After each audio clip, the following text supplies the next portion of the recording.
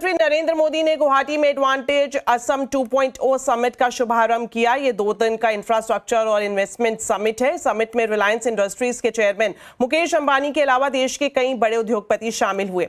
इनके अलावा 61 देशों के राजदूतों के साथ भूटान, थाईलैंड, सिंगापुर, दक्षिण कोरिया, मलेशिया, इंडोनेशिया और जापान के कई हाई प्रोफाइल लेवल पर ये ट्रेड रिप्रेजेंटेटिव भी इस समिट में शामिल हो रहे हैं। समिट के दौरान अपने संबोधन में प्रधानमंत्री मोदी ने कहा कि पूर्वी भारत आज एक नए भविष्य की शुरुआत करने जा रहा है। एडवांटेज असम पूरी दुनिया देख रही है और आगे देश और दुनिया के विकास में पूर्वोत्तर का अहम रोल होने वाला है। भारत की ग्रोथ में असम का कंट्रीब्यूशन लगातार बढ़ता जा रहा है। 2018 में एडवांटेज असम समिट का पहला एडिशन आयोजित हुआ था। तब असम की इकोनॉमी 3.25 लाख करोड़ रुपए की थी। आज असम करीब 6 लाख करोड़ रुपए की इकोनॉमी वाला राज्य बन गया है। रिलायंस इंडस्ट्रीज के चेयरमैन मुकेश अंबानी भी समिट में शामिल हुए। मुकेश अंबानी ने कहा कि वो अगले 5 सालों में असम में 50,000 करोड़ रुपए से भी ज्यादा का निवेश करेंगे। मुकेश अंबानी ने यह भी कहा कि रिलायंस का focus clean energy, AI, retail और हॉस्पिटैलिटी पर रहेगा। In the previous summit in 2018, Reliance had committed an investment of 5,000 crores in Assam. Since then, our investment in the state has exceeded 12,000 crores.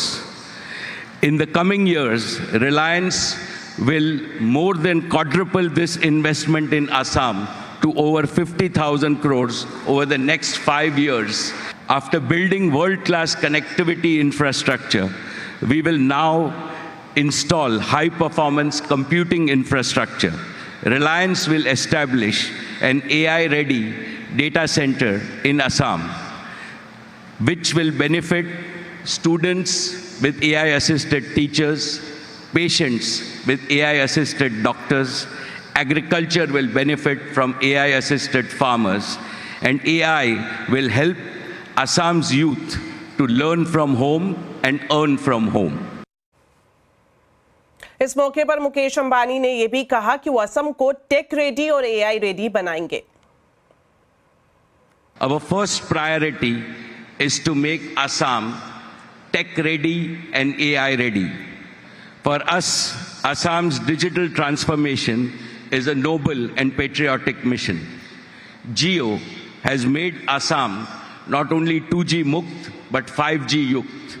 We are very grateful for the people of Assam to adopt Jio with their heart. After building world-class connectivity infrastructure, we will now install high-performance computing infrastructure. Reliance will establish an AI-ready data center in Assam, which will benefit students with AI-assisted teachers, patients with AI-assisted doctors. Agriculture will benefit from AI-assisted farmers, and AI will help Assam's youth to learn from home and earn from home.